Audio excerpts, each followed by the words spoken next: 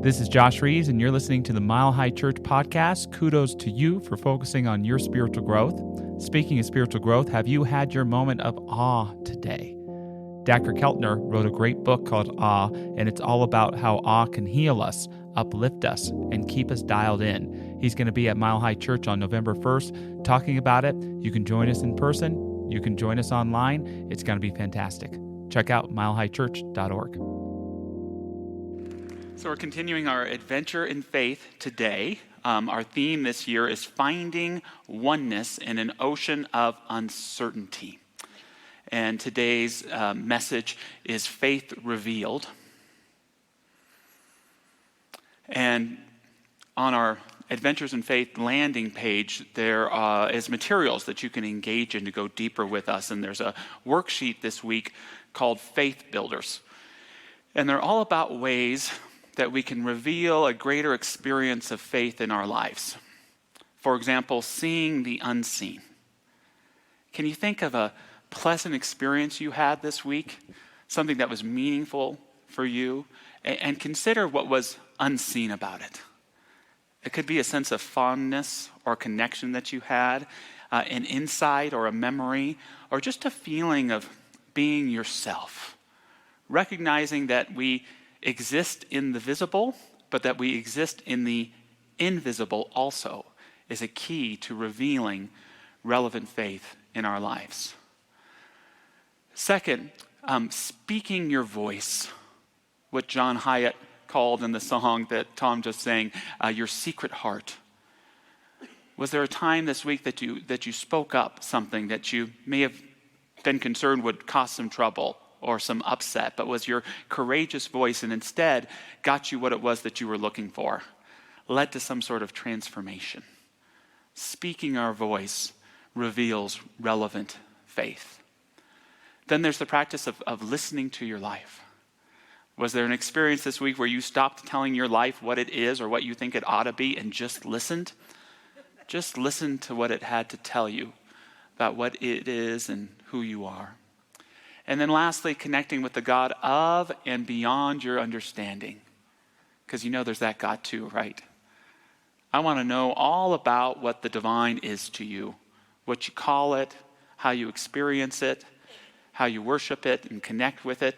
But just as much, I want to know about that divinity that is calling you into a greater level of your own becoming so that you can embrace a new level of being with God in your life. What is the God that is being called for to live the life of your becoming? All of these faith builders for me reveal what's at the heart of my message today. Faith can be concealed, but it can also be revealed. Faith can be concealed, but it can also be revealed. And what I mean to point out by that is that you may have a lot more faith than you give yourself credit for. Karen Miller, a Buddhist teacher, shares, "Where do you find faith? You won't believe me, but you already have it. You have it when you surrender to a night's slumber and open your eyes to another day. You have it every time you exhale and in that half second before you automatically inhale again. You have it when you put on your shoes or when you don't and walk across the planet without falling off the face of it. Mine is not the faith of wishful thinking. It's faith with arms and legs, days and nights, eyes and ears."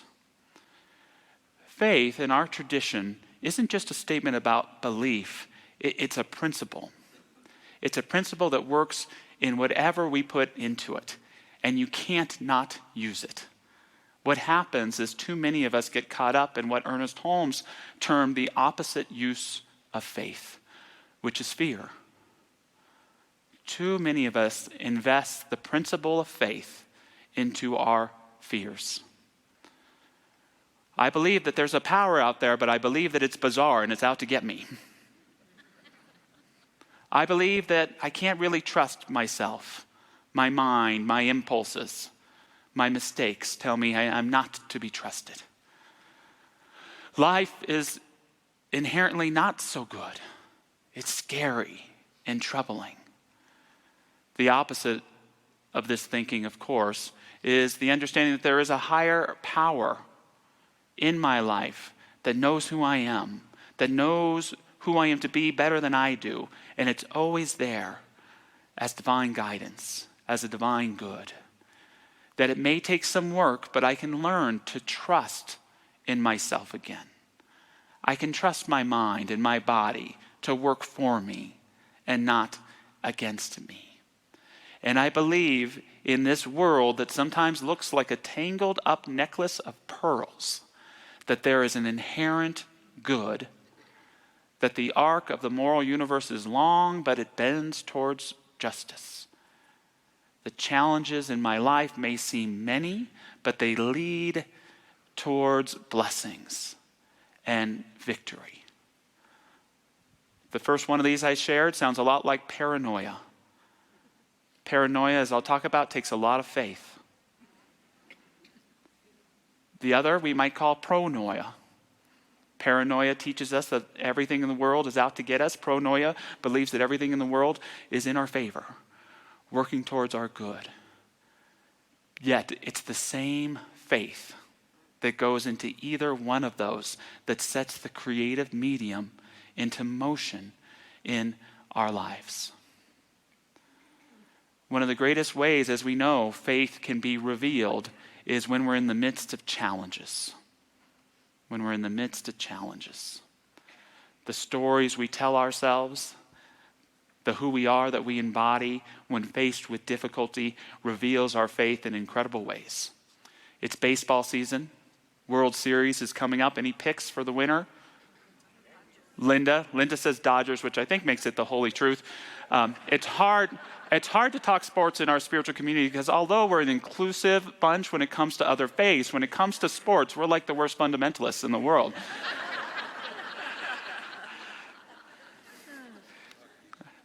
See, someone's going to tell me to go to hell for being a Dodger fan, aren't they, Ron? Jeez, it comes. I do root for the Broncos. Okay, don't hold it against me. I think the greatest World Series of all time was probably the 2011 World Series. It's the Texas Rangers versus the St. Louis Cardinals. Texas Rangers had a great team that year, and they got the closest I've ever seen a team come to winning the World Series and not winning it. Game 6, 9th inning, 2 outs.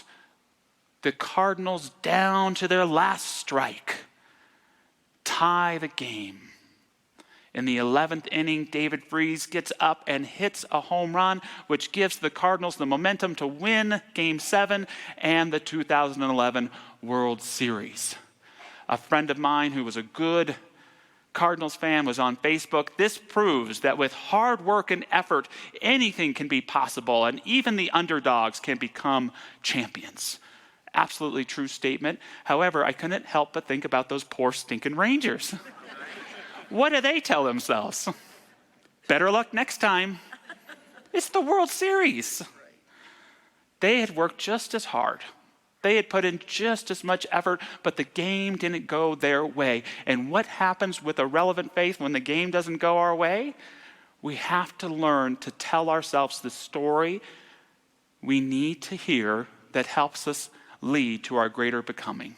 Because although something may not work out the way we want it to, it's our becoming and who we are that is the most important and vital thing.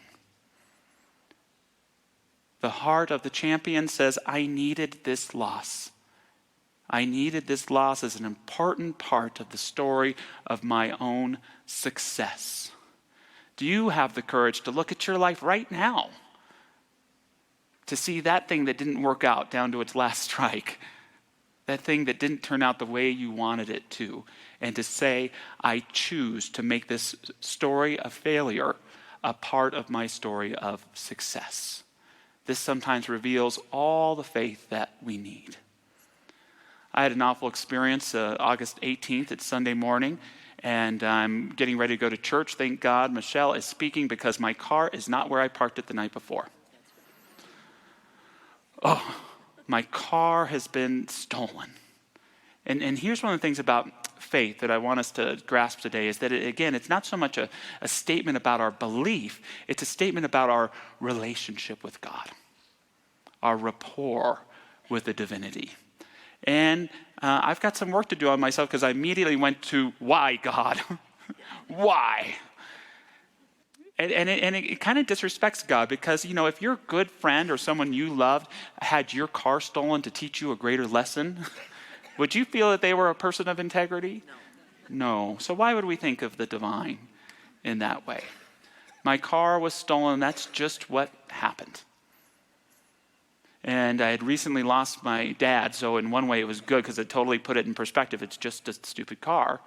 But on the other hand, it really challenged my relationship with Source. It really brought up these feelings for me of having things that I love taken away from me. It really brought up this feeling of a lack of stability, that I might just fall off the earth while walking on it. And I remember it was a couple nights later, it was a Monday night, and I couldn't sleep. My faith had gone that much into fear that I was worried something else might be taken from me. I got paranoid about someone breaking into the house. So I go and check all the locks for the third time, sit in my daughter's room for a little bit, and I'm convinced I'm just going to stay on watch for as long as it takes. And this exposes the futility of paranoia and what for me was really becoming a sad arrogance. The sad arrogance being that I thought that I somehow had control over my life, that I somehow had control over just what was going to happen and just what it was going to be like, when the opportunity for me really in that moment was to surrender to a greater degree that I am not in control. And yet I am in relationship with something that I believe in, that is invisible in its nature and yet profound in all of its expressions. This relationship with the sacred, this relationship with the divinity. And it was only when I can surrender and let go of my demergedness of thinking that I am the God of my life, to allowing a power for good greater than I am in, that could begin that healing process and could see the stolen car for just what it was, get a new one, get over it, move on. Faith can be concealed, but it can also be revealed in the most magnificent ways.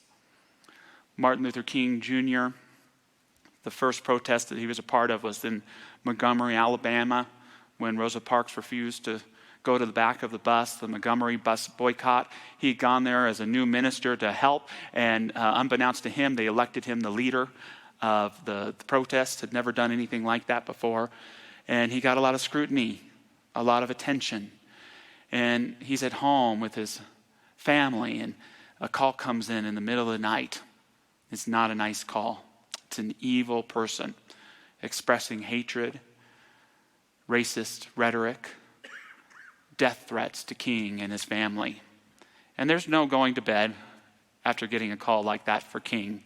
So he besets upon the kitchen and puts on the coffee and sits down at his kitchen table and puts his face in his hands, terrified, traumatized, so very afraid.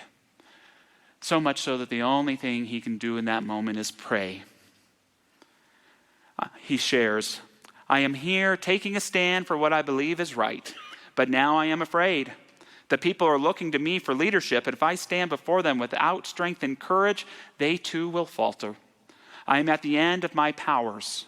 I have nothing left. I've come to the point where I can't face it alone. And just then, King shares that he had the most mystical experience of his life. A realization, an epiphany of immense oneness with God. An experience of God that informed his heart that all was well no matter what, that all was leading towards good, and that no matter what happened, this presence would be with him no matter what. King shares, the outer situation remained the same, but God had given me inner calm. 3 nights later, our home was bombed. Strangely enough, I accepted the word of the bombing calmly. My experience with God had given me a new strength and trust.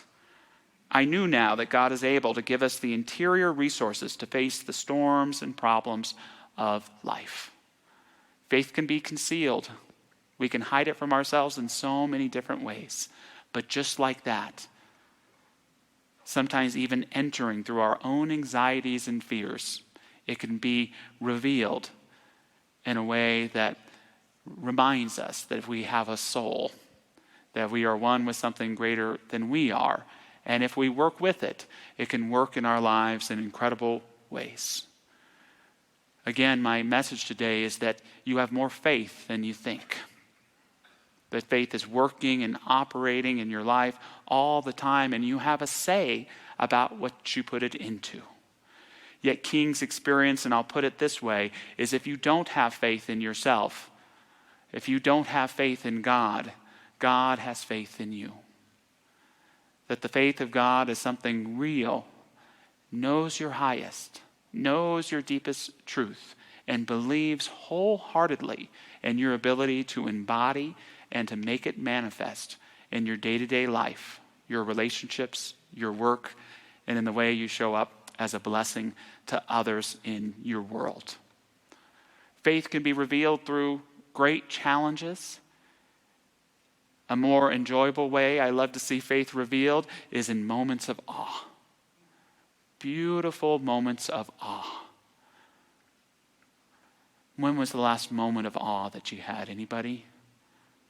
Seeing the sunrise this morning, looking at some mountain peaks, beholding a beloved member of community and church, just a moment of solitude that gave you a feeling that you weren't alone and could never truly be alone. These moments of awe happen for us, and for me, they're opportunities to say, I remember. I live not in my universe, but God's universe. Thank God. I remember. There's more to life than just what I'm painting the picture of it to be. There's something real and vibrant and alive and magical in this life. I remember. And when we can fill our life with these awe ramps, these things that give us a sense of awe, it helps us reveal the faith that was already there. So much so that Joseph Campbell once said that awe moves us forward. It's awe that helps us move forward in our spiritual lives. And as you know, because we've been selling him nonstop, we have a guy named Dacker Keltner coming to Mile High on November 1st. And he's here to talk to us about awe. And the reason I want Dacker here is it's so wonderful when science catches up to our spirituality.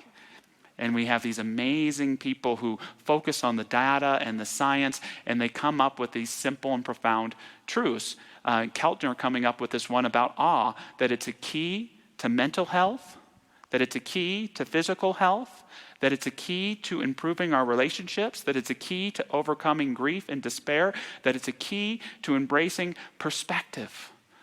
All these things that lead to a great life can be inspired by simply putting ourselves in a position to experience awe. Keltner shares, what is an experience of awe that you've had when you encountered a vast mystery that transcends your understanding of the world? We have studied how we feel awe near great trees and in looking out at panoramic views, at sporting events, punk rock shows, and in the flowing effervescence of dance, in mystical experiences, in prayer, meditation, yoga, and during psychedelic trips. You can tell me about those after service. In peak experiences with music, visual art, poetry, fiction, and drama. What a wonderful way to center your life, your day-to-day life, on awe experiences than just on the to-do list. Because when we give ourselves those experiences of awe, they reveal the faith that's already there. But again, our heads may have concealed it, but our hearts seek to reveal that faith in all that we do. Keltner has many interviews in the book. One of my favorites happens with a professional midwife and author named Nancy Badarki. And I love this sharing she has about finding awe in her work of bringing children into this world through their mothers. The birth, you see the head crown, and then the eyes and face slowly appear. Wow, Each time I don't believe that the baby will come out. And each time it does, it is a miracle. It is a privilege to witness life become. My work is like a child. It didn't belong to me. It came through me. Birth and death are metaphors for everything. Breathe in, I am here. Breathe out, I expire. Wonder. Well, what does it mean to live your life with a greater sense of wonder? Because when you commit to that, the faith needed to live your best life reveals itself. It's already there. One final way this morning to talk about faith revealing itself, going back to the symbol of our week, of the anchor, of getting back to our center. So many of our faiths get concealed because we center ourselves in something that isn't the interior core of who we are. And we lose that center. We anchor ourselves in the wrong things. Something as simple as our favorite sports team, going back to sports, right? It's Wednesday, I feel kind of crappy and I'm being kind of a jerk. Could it really be because the Broncos lost? Yes. We get that false investment in something. So I can lose my center in that. Anyone else here ever give their anchor, their center to the 24/7 news cycle? Right? It's election time for me to commit to only 30 minutes of news today so I don't get in the sense that it's death match 5,000 and completely lose myself in the anxiety that these news organizations are trained and paid to create for us, to make us think that elections are sport when really they're about preserving, nurturing, and ensuring the highest and best good for our country. And we have to remember that by sometimes stepping out of the drama to get back to the center within ourselves. Anyone else lose their center in what other people are thinking about them? Do you ever do that one? Oh my God, did I upset so-and-so? I'm going to have a crappy day. I'm worried about what so-and-so thought when I said such and such. And I give my center away every time I do that. Lastly, in uncertainty, that part of me that has the faith of paranoia, that likes to live under the illusion that I have greater control than I do, gets caught up in needing to understand uncertainty. When the truth is when I get back to my own center, I realize I have everything I need to produce what the next uncertain moment needs to bring forth to step into a brighter and greater future. All we have to do, a simple technique, I'm going to invite you to do it with me as we close today, is just to breathe in back to our center. Identify whatever it may be that you've given your center away to. It could be an argument with your spouse, a disappointment in someone you love, an uncertain outcome to a circumstance. Just breathing back into center. We breathe in to center, and as we breathe out, we see that anchor coming more and more closer into who we are. Anchoring into our best qualities. We breathe in to our faith. We breathe in to our authentic vulnerability. We breathe in to our integrity. We breathe in to our optimism. And as we begin to breathe out, we can actually bless those things that we've unintentionally given our center away to. May the Broncos be divinely guided by an incredible intelligence. May my country produce and elect the highest and best possible leaders available to fulfill sacred duties of running, managing, and representing the American people. Can I breathe back in to bless someone who might be angry with me or misunderstands me?